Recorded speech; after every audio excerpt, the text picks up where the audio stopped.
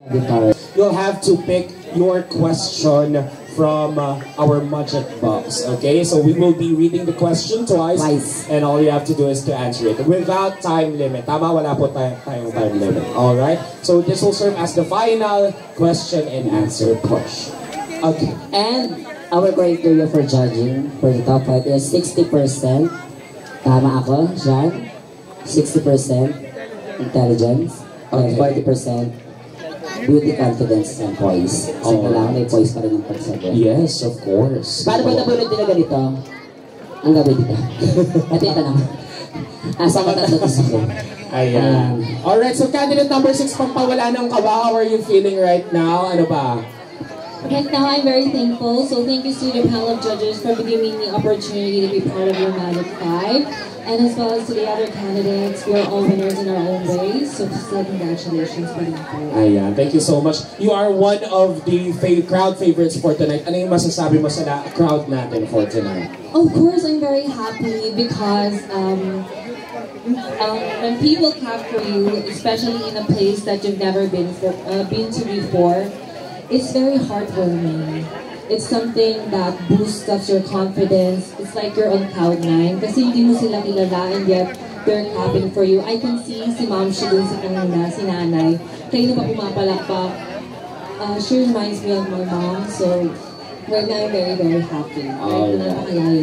Yeah. And very well said, candidate number 6. Thank you so much. Hindi naman na yung question. Pero, ayan, hinga na because you will be picking your question for our final Q&A. Go ahead, candidate number 6.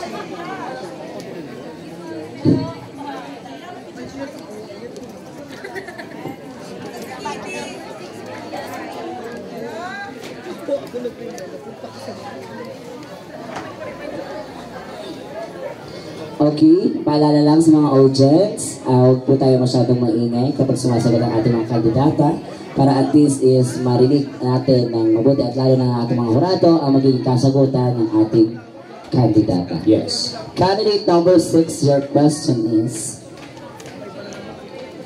who has been your greatest inspiration within the LGBTQ+ community and why? Again, who has been your greatest inspiration within the LGBTQI+ community and why? You may now start answering the question. Thank you very much for that very personal and interesting question. So the question that was given to me is who for me is my greatest inspiration in the LGBTQIA+ community. Let's always take in mind that before you become influential in the rainbow community, there is a set of challenges that you have to go through as an individual. And I believe that these challenges will only give you a part of the influence that you need in order for you to become someone in this society.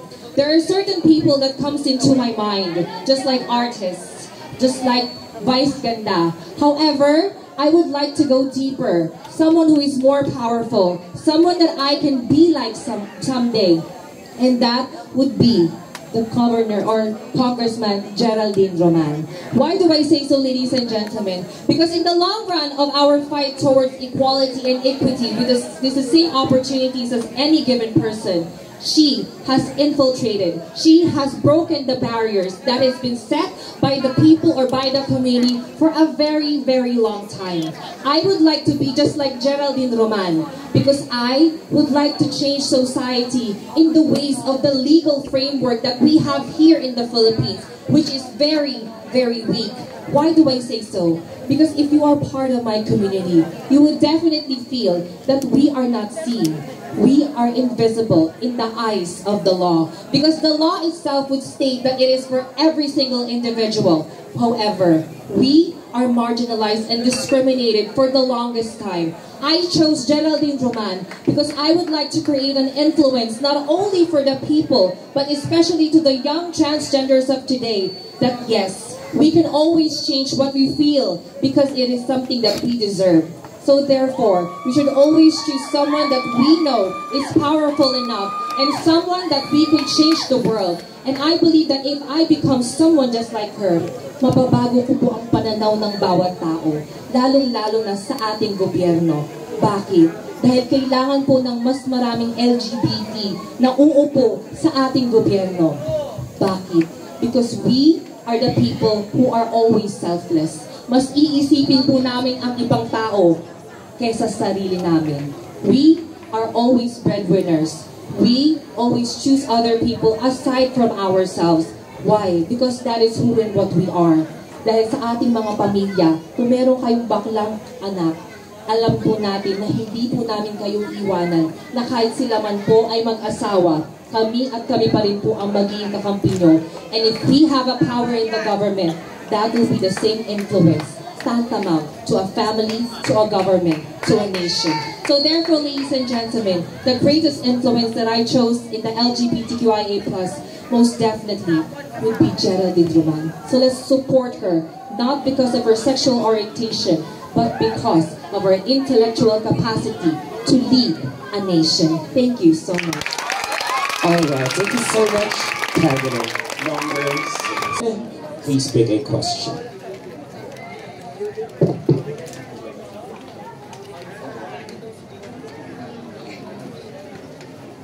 Okay, paalala lang po sa ating mga audience while the candidate is answering the question, let's maintain the silence. Thank you so much. Go, partner. Okay, your question is, how can you improve education and awareness about LGBTQA+ community issues in schools and communities to foster a more inclusive environment? Again, how can you improve education and awareness about LGBTQA+ issues in schools and communities to foster a more inclusive environment? You may now start answering the question.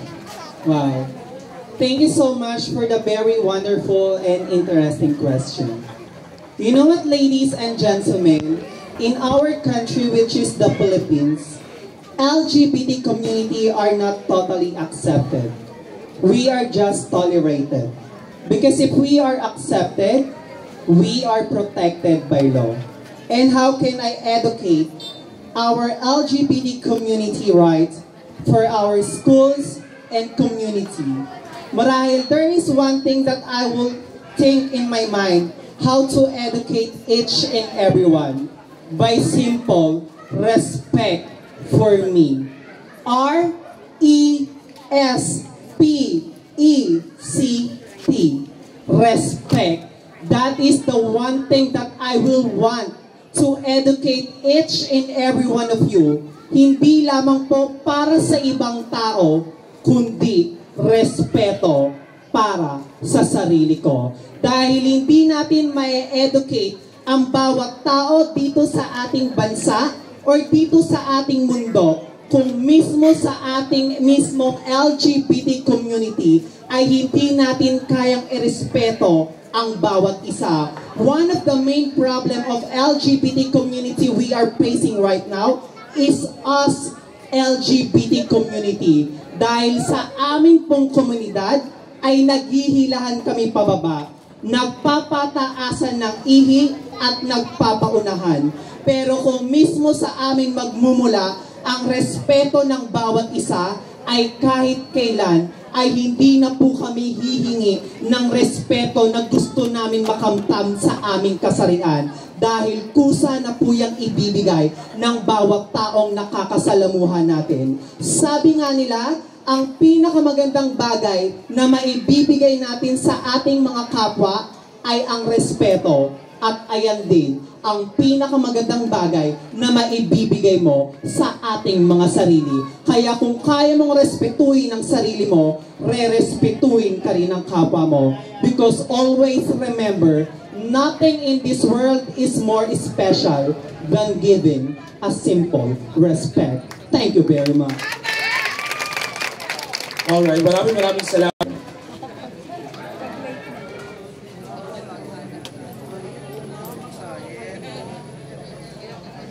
Okay, your question is, can you share a pivotal moment in your life that significantly shaped your identity and advocacy for the LGBTQA+ community? Once again, Can you share a pivotal moment in your life that significantly shaped your identity and advocacy for the LGBTQA+ community? I would like to ask first, what is pivotal? Because I don't have any idea. I don't want to sound so cliche. Ayoko pong magrunong-runungan sa What is pivotal means? So pivotal means something that has an impact, right? Okay, so pivotal, remarkable. So once again, you repeat the question. Can you share a pivotal moment or remarkable moment in your life that significantly shaped your identity and advocacy for the LGBTQA+ community? Thank you so much for that wonderful question. I guess we really have different life experiences that we can share here in this stage. And this platform teach us and teaches also the other people in order for them to be fully informed, to be fully educated to what is really our advocacies in life. Now your question is, what is one remarkable moment in my life that changed me, or am I right? That changed me or shaped me to be an LGBTQIA+ community, and I can share it also to my advocacy as part of the LGBTQIA+ community. To be honest, my family, the masculinity is in there because my father is a policeman, my brother is also a policeman, and my second brother is also a policeman. Therefore, I believe that the masculinity is in there, and they cannot deny the fact that at first they didn't accept me because I am lalambut-lambutin. But I can share that moment in order for other people to realize, and also for my advocacy as a part of the LGBTQIA+ community, that in time, matatanggap ka rin ng mga taong nakapaligid sa'yo dahil sila ang magmamahal sa'yo at pamilya mo lamang. I myself experienced to love and to be loved by my own family. To be honest, kuya ko ho ang naghatid sa amin dito upang sumali ako sa patimpalak na ito. Nais ko pong imulat sa mga mata ng mga taong naririto, lalo na sa mga straight men and straight women, na mahalin nyo ang bakla o tomboy niyong kapatid o parte ng LGBTQIA+ community. Dahil walang ibang yayakap sa inyo kapag tanda nyo, lalong-lalo na ho sa mga magulang, mamahalin, tatanggapin nyo sana ang inyong mga anak, dahil paglipas ng araw ang inyong mga anak ay mag-aasawa, ngunit ang anak nyong bakla ay aalagaan ka at hindi ka pababayaan. That is the moment that I can share so that I can advocate for the LGBTQIA+ community. We are never a hindrance. We just want love, acceptance. That's all. Magandang gabi po. Thank you so much, candidate. Annual panel.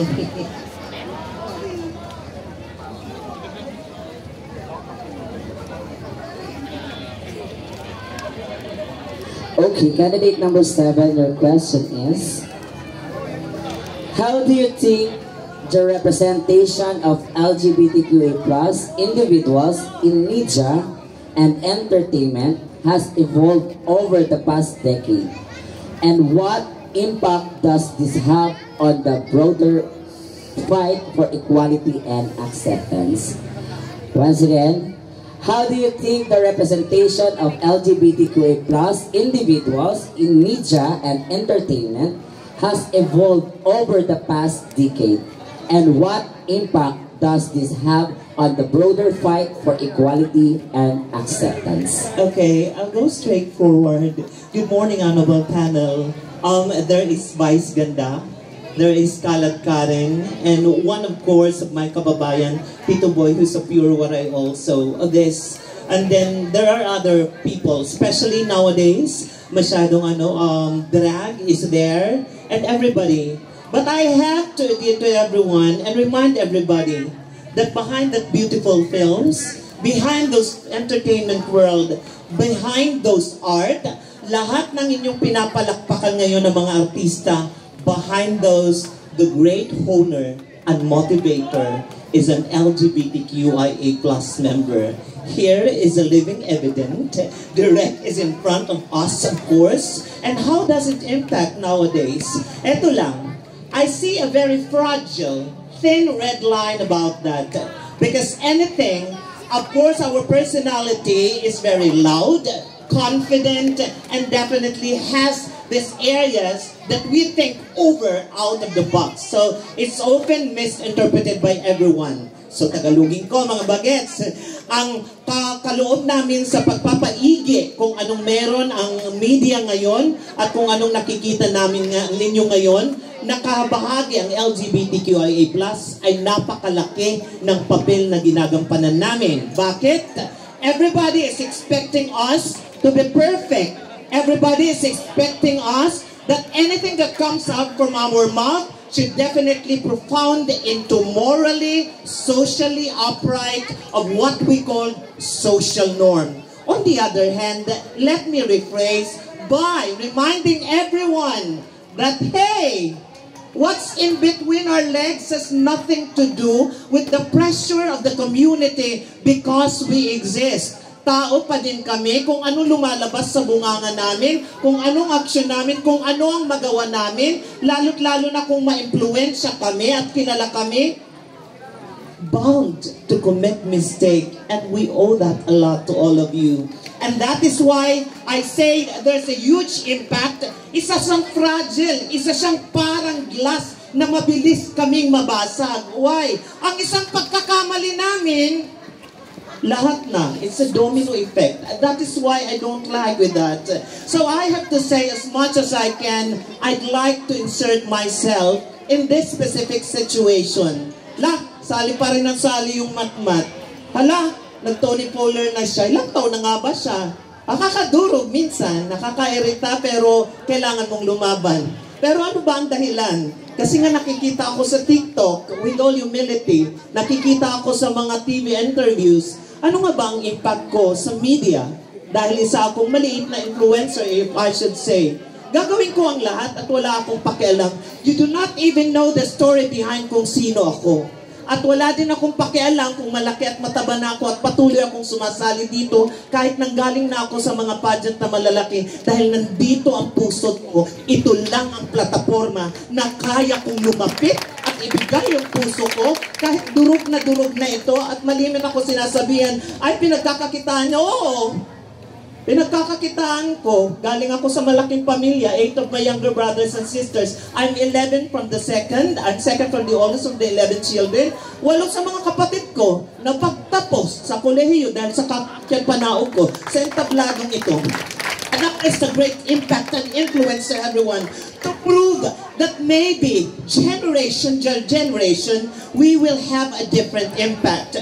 But remember this, wala akong pakialam at magpapatuloy ako. Hindi ko hinahangad na maging kilala o tanyag ako. Isa lang kasi nasa puso ko. Sinusunod ko dahil ito lang ang tanging paraan ko para mayakap ko ang tao at ang mga kabataan na maliliit na mga kabahagi ng bahagaring komunidad ngayon. Natandaan nyo, ito lang, makinig mga bagets ha.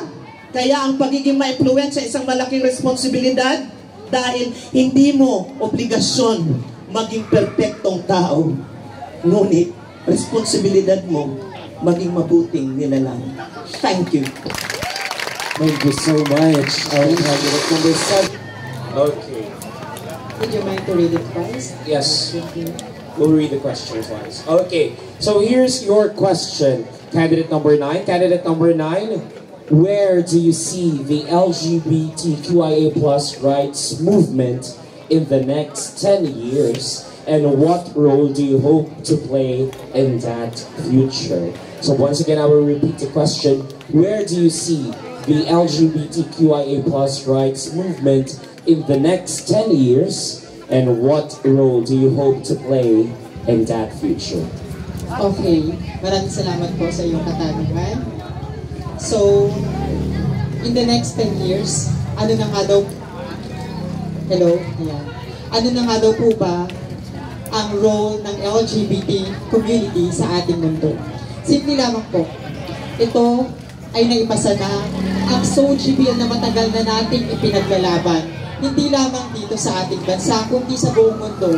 Alam naman nating lahat na matagal na itong pinaglalaban sa Senado. Maraming tutol, marami ding gustong maipasa ito.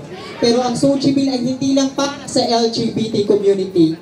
Ang SOGI Bill of Rights na maging Soji Law sa ating bansa ay para sa lahat ng gender preference na nag-i-exist dito sa ating bansa. At ano nga daw po ba ang magiging role ko in the next 10 years? Simple lamang po. Kasali ako ngayon sa patimpalak ng Queen of Quezon City. At kapag hinangad ko o kung sakaling pala rin ako ay manalo, gagamitin ko ang aking boses na ang koronang yon pag nakuha ko ang corona sa Queen of Quezon City, ay magkakaroon tayo ng magandang pwesto sa loob ng LGBT rights o tinatawag nating Soji Bill na nangunguna ang mga beauty queen na napanalunan ng isa sa Queen of Quezon City. At yun lamang po, maraming salamat. Alright, maraming salamat. Palakpakan naman for Ken.